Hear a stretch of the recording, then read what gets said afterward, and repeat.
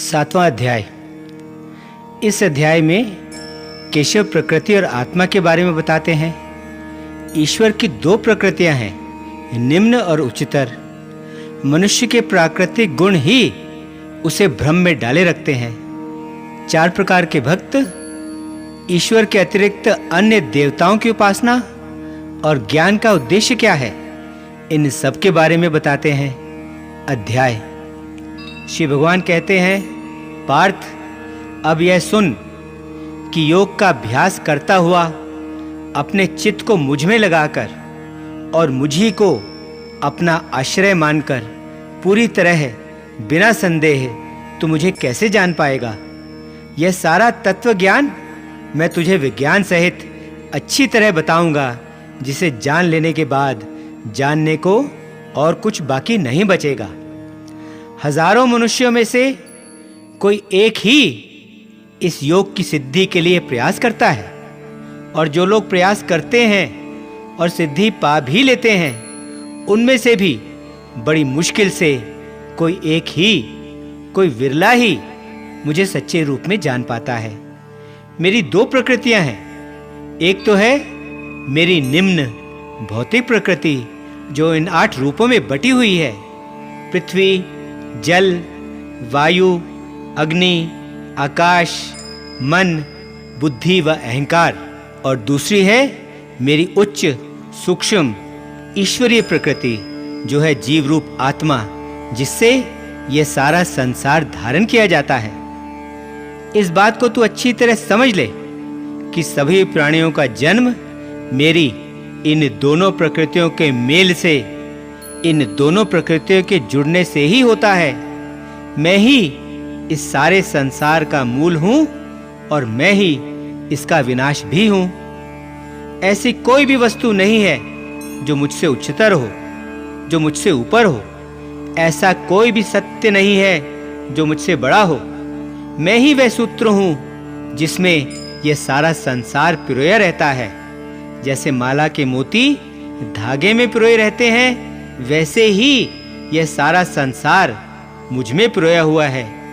मैं जलों में स्वाद रूप हूं, चंद्रमा और सूर्य में मैं प्रकाश हूं, सभी वेदों में मैं ओम हूं, आकाश में मैं शब्द हूं और पुरुषों में मैं पौरुष हूं। पृथ्वी में मैं विशुद्ध सुगंध हूं और अग्नि में मैं तेज हूं। सभी प्राणियों का मैं जीवन हूं और सभी अस्तित्व में आई वस्तुओं का, सारे चराचर जगत का मैं सनातन बीज हूं। बुद्धिमानों की मैं बुद्धि हूं, तेजस्वियों का मैं तेज हूं और तपस्वियों का मैं तप हूं। सभी प्राणियों में मैं धर्म के अनुकूल रहने वाली लालसा हूं और बलवानों का मैं इच्छा और द्वेष से रहित बल हूं। और जो भी संसार में भाव हैं, सात्विक, राजसिक या तामसिक, वे सभी केवल मुझसे ही उत्पन्न हुए हैं। इस बात को समझ ले कि मैं उनमें नहीं हूं, वे मुझ में हैं। प्रकृति के इन तीनों भावों, इन तीनों गुणों के कारण भ्रम में पड़ा हुआ यह सारा संसार मुझ गुणों से भी परे अविनाशी को पहचान नहीं पाता, क्योंकि मैं तो इन सब से कहीं ऊपर हूं और अनश्वर हूं। मेरी इस गुणमयी दैवी माया को जीत पाना बहुत कठिन है, लेकिन जो मेरी शरण में आते हैं वे इस माया को पार कर जाते हैं। जो बुरे काम करने वाले हैं, या जो मनुष्यों में नीच हैं, या जिनकी बुद्धि संशय के कारण हर ली गई है, या जो आसुरी स्वभाव के हैं, ये सब मेरी शरण में नहीं आते। वे धर्मात्मा व्यक्ति जो मुझ में आस्था रखते हैं, जो मेरी उपासना और पूजा करते हैं, वे 4 प्रकार के होते हैं। एक, जो मुसीबत में हैं, जिन पर कोई विपदा आन पड़ी है। दूसरे, जिज्ञासु, जो मेरे विषय में जानना चाहते हैं। तीसरे, धन दौलत संतान आदि पाने के इच्छुक, जो मेरे से कुछ मांगना चाहते हैं। और चौथे हैं ज्ञानी, जिन्होंने सत्य को जान लिया है।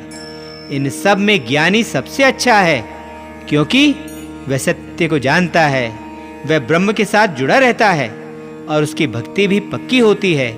ज्ञानी को तो मैं बहुत प्रिय हूँ और ज्ञानी भी मुझे अत्यंत प्रिय है।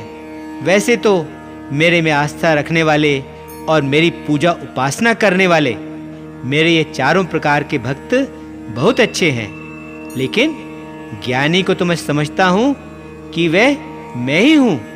उसे तो मैं अपना ही अंश मानता हूँ, क्योंकि पूरी तरह अपने आप को योग में लगाकर वह केवल मुझ में स्थित हो जाता है, मेरे साथ एक हो जाता है। वह उस अवस्था को पा लेता है जो मानव जीवन का सबसे ऊंचा लक्ष्य है। बहुत से जन्मों के बाद वह ज्ञानी जो यह समझ लेता है कि जो कुछ है वह वासुदेव ही है, जो कुछ है वह ईश्वर ही है, तब यह जानकर वह मुझे प्राप्त कर लेता है। ऐसा महात्मा बहुत ही दुर्लभ है। लेकिन जिन लोगों के मन उनकी लालसाओं में फंसे हुए हैं, वे उन्हीं लालसाओं की पूर्ति के लिए अन्य देवताओं की अलग-अलग तरीकों और विधि विधानों से पूजा उपासना करते हैं। जो भक्त जिस भी रूप की उपासना करना चाहता है, उस रूप में मैं उसकी श्रद्धा को अचल कर देता हूँ। उस श्रद्धा से ओतप्रोत, उस श्रद्धा से भरा होकर वह उसी की आराधना करना चाहता है और उसी से ही वह अपने मन चाहे फल पाता है, जबकि वास्तव में वह फल तो मैं ही देता हूं। लेकिन इन अल्प बुद्धि वाले लोगों को मिलने वाले ऐसे फल तो अस्थाई और नाशवान होते हैं। देवताओं की उपासना करने वाले देवताओं को पाते हैं, मेरी उपासना करने वाले मेरे भक्त अंततः आखिरकार मुझे ही प्राप्त करते हैं, वे मेरे पास ही पहुंचते हैं। जो लोग मेरे ना बदलने वाले और श्रेष्ठ रूप को नहीं जानते, वे लोग तो बुद्धिहीन होते हैं। वे मुझ अव्यक्त को देवताओं के रूप में या अन्य रूपों में व्यक्त हुआ मानते हैं। अपने ही योग माया द्वारा छुपा होने के कारण मैं सबके सामने प्रकट नहीं होता। यह मूढ़ जगत मुझ अजन्मा और अविनाशी को जान नहीं पाता। मैं सब को जानता हूं और मैं सब कुछ जानता हूं। मैं उस सब को जानता हूं जो अतीत में हो चुका है, जो वर्तमान में इस समय हो रहा है और जो भविष्य में होने वाला है। लेकिन मुझे कोई नहीं जानता। सभी प्राणी इच्छा और द्वेष से उत्पन्न सुख दुख, लाभ हानि आदि के द्वंद्वों, उनकी दुविधाओं के वश में होने के कारण भ्रम तथा अज्ञानता में फंसे हुए हैं। लेकिन जिन लोगों के पूर्व जन्मों और इस जन्म के पुण्यों से सारे पाप नष्ट हो गए हैं, वे सब इस द्वैत, इस दुविधा के भ्रम से मुक्त होकर अपने व्रतों पर स्थिर रहते हुए उन पर टिककर मेरी उपासना करते हैं। वे लोग जो मुझ में शरण लेते हैं और जो जीवन मरण से मुक्ति पाने के लिए प्रयास करते हैं, वे संपूर्ण ब्रह्म को, संपूर्ण आत्मा को और कर्म के संबंध में सब बातों को जान लेते हैं। वे लोग जो मुझे इस रूप में जानते हैं कि मैं ही वह एक हूं जो इस भौतिक जगत का, सभी देवताओं का और सभी यज्ञों का नियामक और नियंत्रक हूं, वे लोग योग में अपने चित्त को लीन करके मृत्यु के कठिन समय भी मेरा ज्ञान बनाए रखते हैं। 7वां अध्याय समाप्त। ओम शांति शांति शांति। ओम।